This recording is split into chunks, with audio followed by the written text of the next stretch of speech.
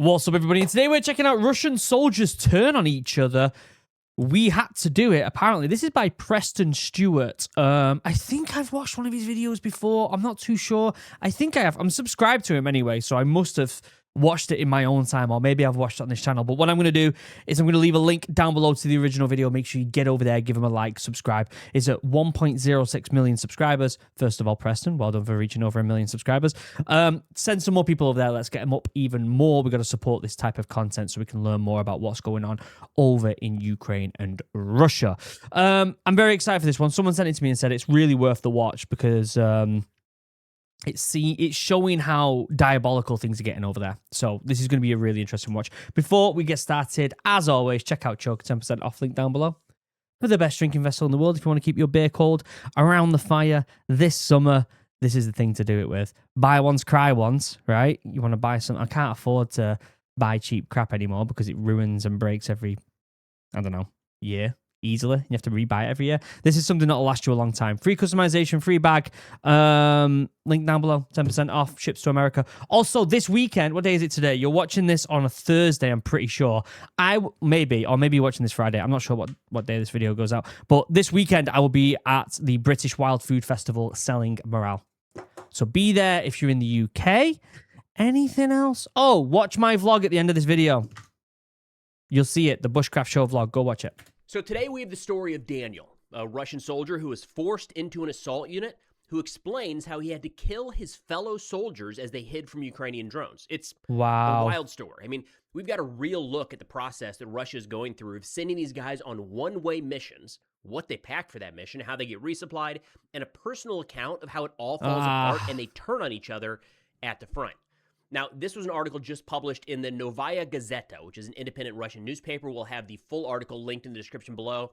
And it's a conversation with Daniel, who they say spent 2 months from February 17th to April 17th of 2026 in a Russian infantry assault unit. He was able to meet with reporters and told his story during the first 5 days of his captivity.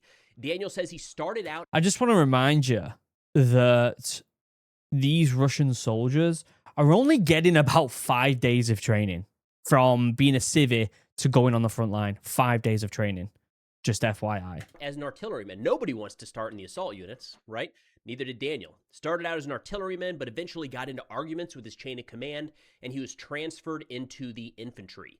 He said, quote, "It was scary to end up in the 82nd Infantry Regiment. Everyone talked about it as a place where people were sent, supposedly, as punishment. If you didn't follow orders, if you didn't obey, they'd tell you, watch out, you're going to the 82nd, going to Volchansk, and that's where I ended up." Wow. Now, turning to a map to give you an idea. So that means that they're threatening their own soldiers with basically being cannon fodder. That's what it's got to now, that Russia are threatening their own soldiers. Wow. Of where this very short story, 2 months in combat, kind of, for Daniel took place. Eastern Ukraine, moving over here to Kharkiv, Volchansk, which is not getting a lot of attention. I mean, the fighting is still pretty heavy there. There's just not a lot of movement. This is Russian-held territory. As you look on the screen, this is Russia on the northern portion. The red is Russian-occupied territory in Ukraine, and the green is Ukrainian-held territory that they have since liberated from Russia, originally taken it in 2022. Wow. Volchansk here in the middle. The specific area that Daniel ended up fighting was right in here, this Hrovsky area. I'm guessing this gray area is the contested area, just so people are aware. In fact, he talks about having to cross over a river. It was a river crossing back through this area. So northeastern Ukraine is where Daniel was fighting and where Daniel was eventually captured. Now, they start out by talking about kind of how the process all begins. He says they were moved to a deployment point where they're down in a bunker. They had to fill out some forms about their family and next of kin, and there was a group of 10 of them. They were kind of watched over and loosely guarded. So not a prison type setup, but he mentioned that they were definitely being watched the entire time. He said all of a sudden... Just think that this is how they treat their own soldiers. Like, they're literally... It's basically like a prison. It's forced... It's forced labor, basically, isn't it? And they got the notice. They'd been there about a week, and they said, it's time to go. Leave your stuff. So leave all of your belongings. They were moved under guard of sorts on a quad bike to the first release point. And what it looks like they're doing with these Russian soldiers is they're not really getting like a mission briefing or an outline of exactly what they need to do, even a task and purpose. It's just points on a map. Go here, then go here, then go here, then go here. And you'll see through the story, Daniel eventually gets a note like, you have to go into this house. And he doesn't know why.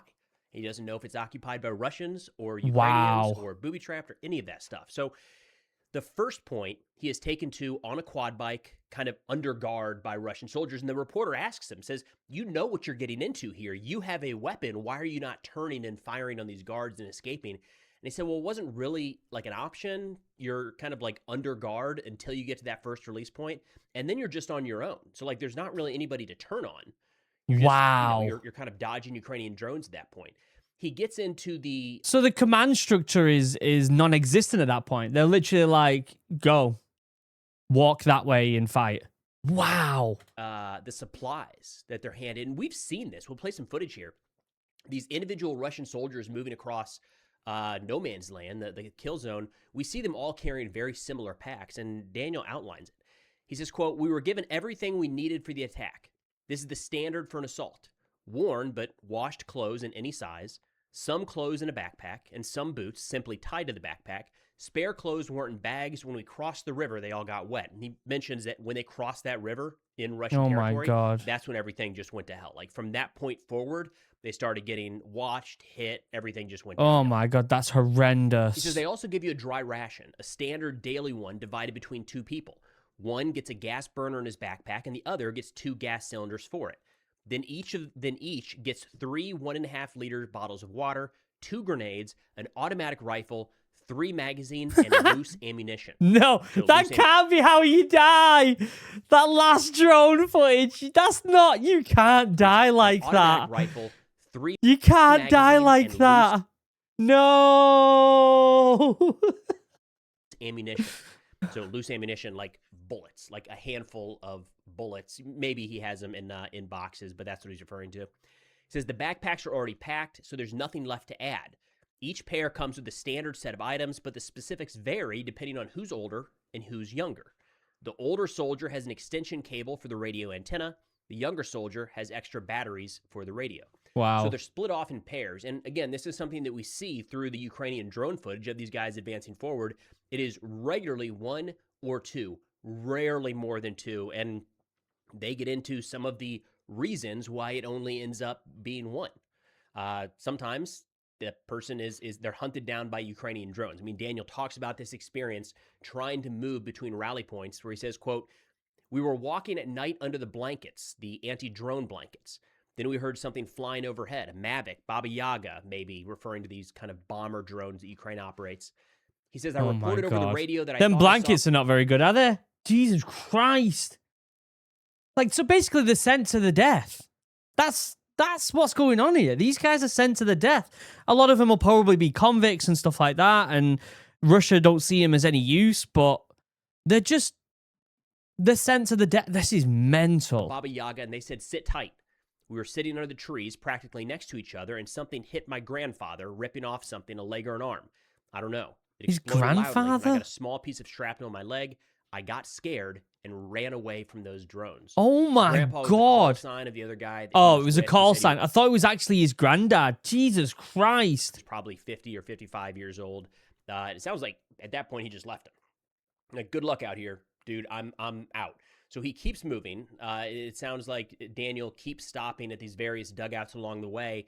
And what it looks like is that as he kind of makes progress, he'll occasionally come across additional groups or individual Russian soldiers. He's asked during the course of this interview, how are you resupplied? Because again, if you go back to the beginning here, 3 bottles of water, 3 magazines of ammunition. And we should mention when it comes to the ammunition, like, yes, you want that when you're moving into a war zone. The vast majority of these Russians are never going to see a Ukrainian soldier. Yeah. They're like, the majority of them are getting killed by drones before they even reach the line of contact. We know this because we got a statistic that 94% of casualties, whether that be deaths or injuries, are from drones. 94% is a staggering percentage, all from drones. So yeah, a lot of these individuals will never even see a Ukrainian.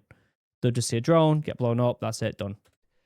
So they don't even have anything to shoot at. I guess they're probably trying to shoot down the FPV drones, but nonetheless, 3 magazines, not a lot. 3 bottles of water, not a lot. So resupplies have to happen. And we've talked about this in previous videos, how this is being done. He said all of the resupply is being done via drone. He said not quadcopters, but FPV drones, so strike drones, would fly into some spot without an explosive charge, all right? So instead of, an RPG warhead or some type of high explosive, that weight instead is like a water bottle. So he says FPV drones would just fly into some spot in the yard and crash, scattering everything. Usually, they'd send out square packets of porridge, rice, stew, etc., but they'd break upon landing. The impact when the drone falls was very strong.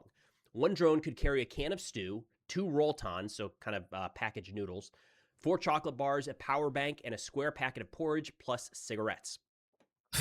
That's the resupply. Sheesh. Hopefully it comes in and they'll keep you moving. But when you hear about Russian soldiers in some of these positions for months on end, that is how they're staying in the fight, is drones flying limited supplies towards them one at a time.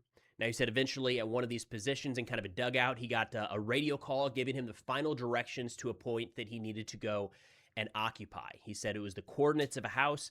They went out together. He found one other guy that he was working with at this point. He said, quote, "It was really scary. You didn't know where you were going or why you were going." Again, mission brief is far too complex. That's not happening at all. It is literally, here is a house you need to go to. Daniel has no idea why he's going to that house or what to expect there. This lack of information and basically being sent to your death, that is, I mean, it's just going to show exactly what, like, the desperate attempt that Russia are getting to now, right? This war started in 2022, 4 years ago. They thought it was going to be over in a week or something, didn't they say? Like a week of fighting. It's been 4 years, and now they're so desperate, Russia, that they're literally just sending people off into no man's land with a couple grenades, a handful of rounds, and a little bit of water. That is absolutely atrocious. That is inhumane. Don't get me wrong, like, I don't want them to be trained soldiers killing Ukrainians, obviously. I don't want that, but I don't think they should be there at all. That's the issue. Like, I don't think they should be there. Absolutely insanity this is. Now, by the time they got there, they kind of set up camp inside this building, inside this abandoned home, and decided to start scavenge for supplies. They don't know if they're going to be there for a night, a week, a month, or if they're just going to be forgotten. So they're starting to look around. What can they gather together to make life a little more comfortable? And in the process, they come across more Russian soldiers in this area. At this point in Daniel's story, there are 6 of them. Oh, wow. So we met up with quite a few. 2. Now, 6, you have Daniel and Senya, Amelia and Shah, Kit and Shmel, S-H-M-E-L. And just one after the other. Like, this is where the story gets absolutely crazy. Everything up to this point is... This is where the story gets crazy? Because so far, every single word that this guy said has been crazy. War. And it's kind of what we're seeing day in and day out. But from here forward, you've got Russian soldiers just deciding to kill each other. Oh, my God. Like, wild. So they say they found a huge bottle of homemade wine. So they got a little drunk, started playing music on the radio and yelling. Then Senya and Shah came back to our house, the 2 of them with a bottle. Shah started arguing with Shmel, then arguing with Kit. And that's it. Senya kills Shah. When they asked him why, like, excuse me? And the reporter was great in this, I think. It's all written text, but you can hear, or you can see him saying, like, hold on, stop. You just, like, they just killed him? Well, what are you doing that for? Like, they're not even in contact with Ukrainian forces. They're just killing each other. And he says the issue here is Shah previously had bragged about killing his number 2, his buddy. So Senya figured, hey, I'm going to be next. We may as well kill him before he kills us. Well, this is what I'm saying about a lot of these individuals on this point of call are probably convicts. They're probably recruited from prisons. They may already be murderers, or they may already be individuals who are troubled, have troubled pasts. And so this stuff might not be too much out of the realm of possibility for them. So that's some camaraderie for the front. We're down to 5. 6 Russian soldiers just turned into 5. 0 contact with Ukrainian forces. Wow. They say, then Shmel took me and Amelia, this is Daniel, or then Shmel told me that Amelia was lying in the house next door and he needed to be taken care of. I guess it was Shah's number 2. So they were like, if we're going to kill one of the 2 in this pairing, we got to kill the other one. So he said, I don't know what happened there. I was sleeping at the time. I woke up to the sound of machine gun fire. So now we're down to 4 Russian soldiers. It was 6, down to 4. Oh my God. He says, a few days later, Senya was upset that Kit wasn't helping with cooking or gathering of supplies, so drunk Senya kills Kit. He was trying to hand a machine gun to Shmuel to kill Kit, and it went off. It's like he was planning on killing him and accidentally killed him in the process. I don't know. So now we're down to 3. We've got Senya, Shmuel, and Daniel, the guy telling the story. And he says, quote, so it turns out we had to kill Senya. Just matter of fact. Oh my God. He says, well, to stop him from threatening us. I guess he had been threatening the others at this point, and they were feeling a little bit uncomfortable. They said he just started shooting randomly in a drunken stupor, so he was killed. Now we're down to 2, Shmuel and Daniel. This is legitimately insane. Like, this is going on. Wow. They're just killing each other. So they're that desperate. That's it. 6-2, 0 contact with Ukrainian forces. And this is they haven't even seen a Ukrainian yet. Right about the time they get picked up by Ukrainians moving through and clearing this area. He says, the last week was the worst. We practically ate nothing. We intercepted our packages, then the bad weather set in. We had to collect rainwater to drink it. In general, they couldn't drop food on us there. Your groups, the Ukrainians, kept intercepting us. They said, what about ammunition and weapons? So they sent us 3 grenades, but that's it. There's no way they could have delivered weapons using an FPV drone, and then your group arrived, and we surrendered. You can understand in that situation why these... Of course they would surrender. Why would you not surrender? Russian soldiers are surrendering, right? And we're seeing this play out in multiple... Even if you're a good guy, right, and you're not invading a country, let's say it's a Ukrainian... If this was happening within 6 people that you were with, you're better off surrendering to the enemy and hoping to survive than you are sitting through this, because you're gonna die.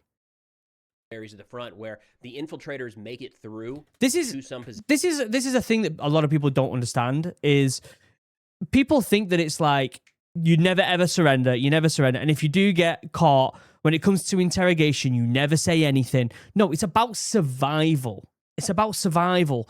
Interrogations, all this other stuff is about how do you drip feed the smallest amount of information you possibly can to stay alive. How can you survive? Are you going to survive staying with the lads that have been killing each other, or are you going to survive by going and being a prisoner of war? You're choosing the lesser of 2 evils, aren't you? You can understand in that situation why these Russian soldiers are surrendering. Right? Yeah. We're seeing this play out in multiple areas of the front where the infiltrators make it through to some position like this, and they sit there for days, weeks, or months, and the only resupply are these FPV drones coming in, and we're seeing that Ukraine is intercepting those more and more. So if you start to get left out there with no reinforcements, no resupplies, and the Ukrainian force comes, as they outline in this story, these guys kind of raise their hands and say, we're ready to give up. That was enough. Very few options, right? You're essentially just waiting there to die. So pretty crazy story here from Daniel story outlining what it's like in these assault units right now. All of it kind of checked out. It was interesting to see like the detail that they go into with some of this, like the supplies and all of that and how they move from one point to the next. I was not expecting a first person account of, yeah, we just killed all of our buddies. Like he got drunk, so we had to kill him. He pointed a weapon at us, so we had to kill him. And we were worried that he might kill us, so we had to kill him. 4 Russians killed in the span of, I think it was a little over a week in this position. Wow. That's a pretty wild dynamic. Wow. So anyways, if interested in reading the full report, we'll have that linked in the description below. But that's all we got for now. Thanks for watching, and I'll see y'all next time. So Ukraine says they just deflowered Didn't a Russian mean to do that. Let me go back. So today we have the story of... That has got to be one of the most insane stories I've heard about being out in Ukraine fighting Russians or Russians fighting Ukraine. That is legitimately insane. Thank you, Preston Stewart, for getting the word out about these stories, because it is mental. It is legitimately mental. So Preston, well done for covering that. You did a really good job of it as well. Again, link down below to Preston's YouTube channel via the original video. Make sure you go over them and support him. He's getting some good information out there that's really, really important. Check out Chug, 10% off, link down below, and I'll be at the weekend British Wild Food Festival selling morale. And again, you'll see a suggested video. It's my vlog. YouTube doesn't like promoting things that you don't usually do. And I really enjoyed this vlog, so go watch it. Other than that, I love you all. Have a wonderful day. Goodbye.